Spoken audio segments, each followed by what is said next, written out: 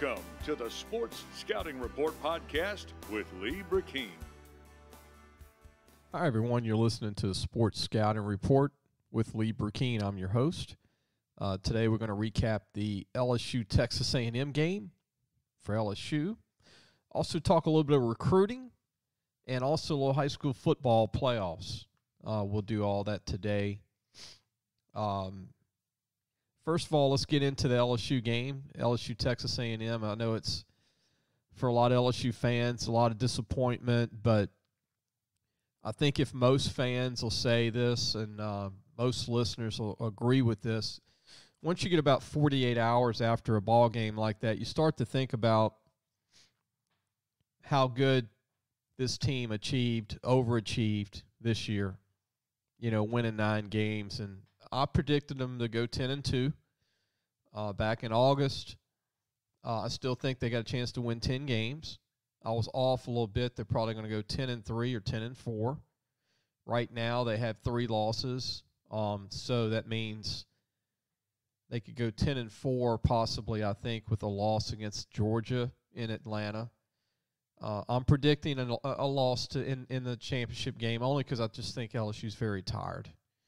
And they don't have the depth. Not that they're not any good. Not that, we need to get angry at any of the players or coaches. It's just a long season with no depth. And, if you read between the lines, Coach Kelly will tell you, and you've heard it in his press conferences, they're just not deep on talent if you read between the lines. And they're more organized, more structured. The culture changed. It's about team and not we. It's about we and not me. But there's just not a lot of depth, and a lot of guys have been playing a lot of reps. And you could tell against Texas A&M, they just don't have they didn't have the energy, like Coach said. Most of the season they were able to get out on the edge and stop the run. They faced some great running backs this year, LSU. Ole Miss has one of the best running backs in the country, and they shut him down outside. They did the same thing with Arkansas, whose running back the next week had 300 yards.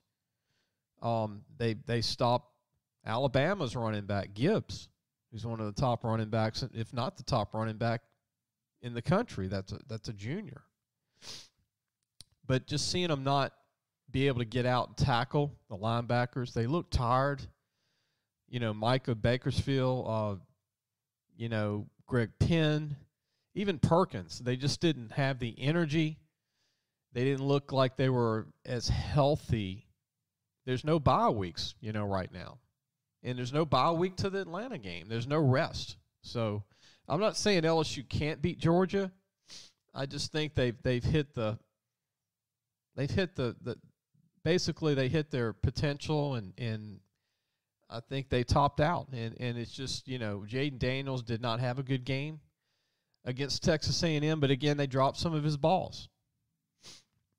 And he had the big fumble early in the game that cost him, pretty dearly when it was 17-17, and they took the lead 24-17, and then they scored again, 2-touchdown lead, and it just got worse. So we're going to take a break. When we come back, we're going to talk more about LSU, and also, again, we're going to talk a little about recruiting for LSU and also the high school playoffs. I'm going to feature Zachary against Ruston this week. Listen, whatever you're driving right now, Tommy Harvey wants it. Bring it in to Harvey Subaru, Lexus of Shreveport, Bossier City, or John Harvey Toyota. They're paying big bucks for all trades right now. They'll cut you a check right there. Tell them Lee sent you. Welcome back. You're listening to the Sports Scouting Report. I'm Lee Burkeen, your host. Getting back to LSU, the reason I think LSU can't beat Georgia this weekend coming up for the SEC championship is I don't think the LSU DBs make plays when the ball's in the air. And they're going to have trouble with Georgia's tight ends. They couldn't guard 2 receivers from A&M that were pretty decent. Stewart and Muhammad, they made LSU look really bad, but I just think LSU, they don't have a great safety. They don't have a tall safety that really intimidates you on the back end. Their corners, not having Bernard hurt, and then Banks not playing all year from Ohio State. You know, you're lacking depth there. You're having to move people around where they don't need to be because you don't have any choice. But I just don't think LSU can stop 3rd and 3s, 3rd and 5s, 3rd and 6s against Georgia because they can't guard the tight end. They're not going to be able to. And then they got this, lad who's a junior. They've got several tall receivers. And it's not that Georgia's that much better than LSU. They just have more depth. And I don't think LSU has the DBs. They don't make plays when the ball's in the air. Even some of the guys like Greg Brooks, Sage Ryan, even Joe and those guys in the backfield, they don't make plays vertically in the air. And it's cost them a few games, and they've been able to kind of hide it, because they've made some big plays at the end with Perkins on defense, and they've always had some big plays on offense at the end of a game. But so, that's my opinion of why they can't beat Georgia. I just don't think they can stop the pass on key 3rd downs. And LSU will probably put Georgia 3rd and 3, 3rd and 4, 3rd and 5 in many looks. I don't think LSU got out-coached on defense. Matt House always adjusted at halftime. Always adjusted at halftime. LSU's defensive coordinator, he always, I don't think he's all of a sudden not going to adjust on stopping the run on the edge. A&M didn't do anything fancy. They were pretty vanilla. But that was A&M's bowl game. They won their bowl game over LSU, and I know it's a big rival, and a lot of LSU fans thought they would smoke them. But, again, this team really accomplished a lot, and I think they're going to win a bowl game. I think they're predicted to go to the Citrus right now to play Purdue. If they lose to Georgia in Atlanta, it'd be a good bowl game for them. I think they can beat Purdue, obviously. They'll get a little rest. And you'll get some guys back, and I think they'll be, finish 10-4, which was big-time season for LSU. And I think the future's bright. We're going to come back and talk about recruiting and why I think it's bright. We'll be right back. What does that bug man do? Not only do we do pest control, we do odor control, bat removal, moisture control, rodents, and, of course, bed bug control. Give the bug man a call. We get them before they get you. Welcome back. You listen to the Sports Scouting Report. I'm your host, Lee Burkeen. Continuing with LSU, let's talk about recruiting and signing day. You got 2 signing days. You got the December early signing period, and then you have February 3rd, the late signing period, the second signing day. This year, there's unlimited signings, meaning you can sign as many players that you would like to sign as long as your scholarships are at 85 for your team. So if people are confused, meaning if you keep your scholarships at 85 players, you can take as many players that you would like to take as transfers or high school kids combined. Here's what I think LSU's going to do based on what's coming back possibly. I think LSU will go with the 25 high school players as signees. I think they'll sign their 25. I think they'll sign maybe as many as 27 high school players. And then I think they'll take anywhere between 32 and 35 players total, meaning they'll sign between 5 and 7 graduate transfers or transfers in the portal. So you get 25 to 27 players, high school players. They're ranked in the top 5 in recruiting right now in the country, which is really, really good for LSU. And I think they're going to finish really strong. I think Coach Kelly's handpicking his class. And what I think they need a guy that can return punts, which they didn't have all year. That's amazing. They didn't even have a guy that can return. They had a good kid that could catch the ball on Clayton, but he couldn't really return the ball. They need to go find him a kicker who can kick off. Even though the freshman did an okay job, but he had a bunch of kicks that didn't hit the end zone that cost him. They need to go load up on cornerbacks again, and they need to find a big safety. And they need to get a big-time senior running back graduate transfer or a transfer running back. And people go, why are you saying that, Lee? They got Trey Holly committed from Union Parish. They got Caleb Jackson committed from Liberty and Baton Rouge. Both great players, but they're young. They're really, really young. And I think this team needs an older running back to return. If Josh Williams decides to come back for a 6th year with his COVID year, and the same thing with John Emery. I'm thinking John Emery will go pro and not use his COVID year. But I think you need to bring in, and Goodwin's been hurt 2 years in a row. They need an older back to come in to go with Trey Holly and Caleb Jackson, who are both two really good backs. And obviously Trey Holly's the all-time leading Louisiana rusher with over, 11,000 yards rushing in his career, over 100-something touchdowns. But they need an older back. That would be my number one priority, is bring in, and they need a couple of D tackles to get deep at D-line. If they would have had the depth at D-line this year, if they would have had a little bit more depth at corner, if they would have had a punt returner and a better, not just a more dominant running back, this LSU team would be undefeated. They won without all the parts and pieces this year. We're going to take a break. When we come back, we're going to talk about high school football. We'll be right back. Gros Savon Lodge, the true sportsman's paradise. Gros Savon Lodge has fresh and saltwater fishing, alligator hunting, waterfowl hunting, and eco tours located south of Lake Charles, Louisiana. Give them a call at 337-598-2357. That number to call again is 337-598-2357, and have the time of your life. Welcome back. You listen to the Sports Scouting Report. I'm your host, Lee Burkeen. A lot of exciting games in the playoffs, and we're getting to the semifinals this coming Friday. Love this time of year. There's a lot of teams left from all over the state, especially the Monroe, New Orleans, and Baton Rouge areas. There was a lot of teams from the Shreveport area that lost. Calvary Baptist lost to Dunham. I think it's Dunham's best team ever. I think Neil Weiner, I'm predicting he wins the state championship over U-High. And look, I think U-High has a great team. They have a great, offense. They have a senior quarterback. They've got Dylan Moses' younger brother, who's really come on at running back. They've got some really good players, but I think that Dunham is a senior team. U-High is more of a younger team that I think will win it again next year.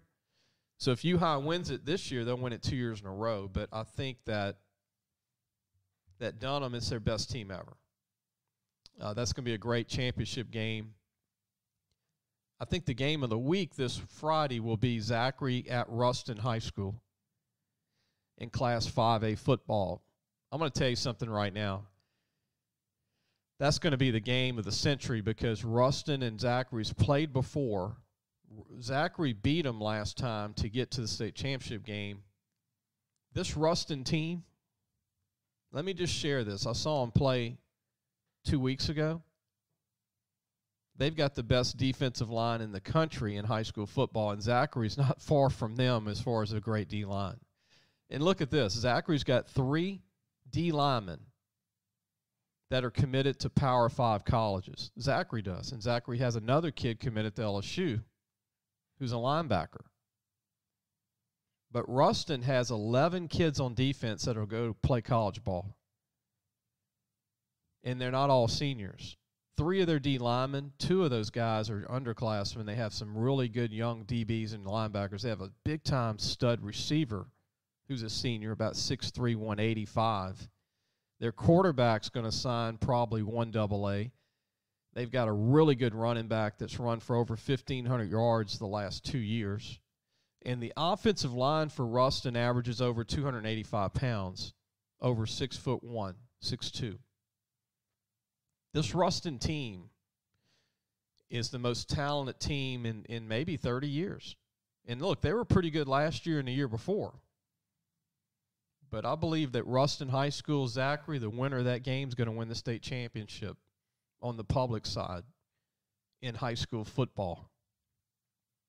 And then you got Catholic High beating Edna Carr this past Friday. Kudos to Edna Carr and Bryce Brown. They've had one of the best programs in the last 12 years in any classification. And in Catholic High was able to make a statement by beating them in Edna Carr's first year on the private side in the playoffs. And they joined the Catholic League this year in New Orleans for the first time. Catholic High did not have their best game, and they still beat Edna Carr. Shelton Sampson had a pretty good game. Daniel Beal threw a couple interceptions, but he's a great quarterback. By the way, he's only a junior, and I think he's going to be the best quarterback in the state next year. He's an incredible talent, and he's smart. He reminds me a lot of Joe Burrow when it comes to leadership and just putting the ball where it needs to be. And he's got great size. He's 6'2", close to 200 pounds. And if Barry Remo can come back for Catholic High, they got a chance to win the state title again. Can you believe this? This will be their, if they make it back to a state championship game this year, it'll be 6 years in a row, which is just unheard of in Class 5A on the private side. 6 years in a row if they win this Friday night in the semifinals. I hope everybody enjoyed the show today. Like I said, recruiting. If you're a mom or dad listening and your kid's a recruit, and there's a lot of kids in the state of Louisiana that are considered 1AA. Some people say subdivision 1, but I still say 1AA football, Southeastern, Northwestern, Southern, Grambling, McNeese, Lamar, Stephen F. Austin. Those are 1AA programs. And there's a lot of small, what I would say, a lot of kids in the state that are D1, but they're not LSU recruits. Maybe they're not, Michigan or Alabama recruits, but they're good enough to go to Tulane or ULL or Louisiana Tech. Be patient, because once the portal opens December the 5th, these college coaches will have an idea by December the 20th. For the second signing period, they'll realize what high school kids they're going to give scholarships to, my prediction, and the rest who they're going to give scholarships to from the portal. Most colleges are still going to take 5 to 7 transfers. Some are still going to take 10 or 15, which I think is too much, and it's taken away from high school kids in scholarships. But the good news for parents, these classes are unlimited, meaning a lot of small D1 schools that need to rebuild can sign 40 kids if need be. And that means at least 25 will be high school kids this year instead of just 10 or 12.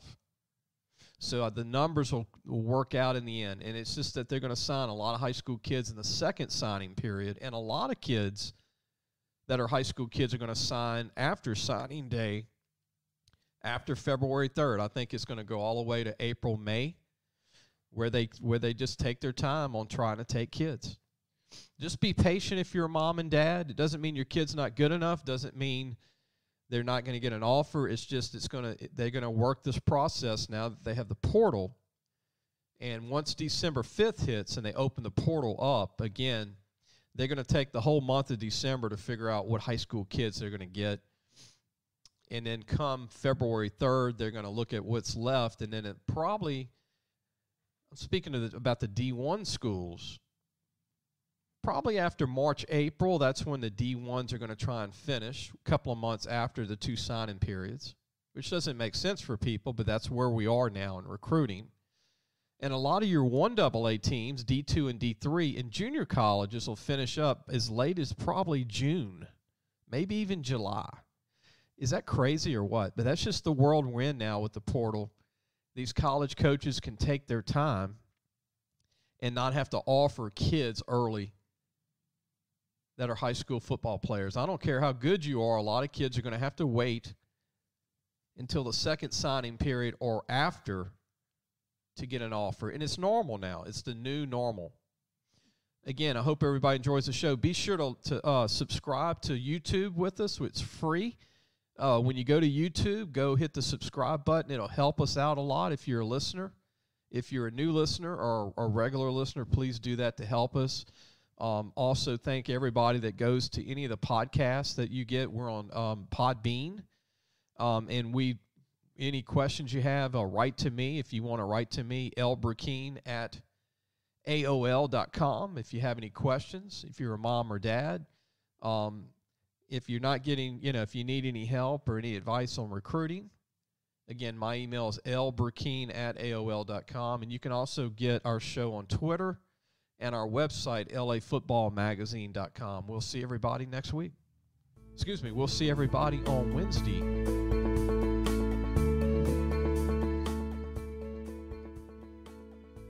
Thanks for listening to the Sports Scouting Report podcast with Lee Brakeen.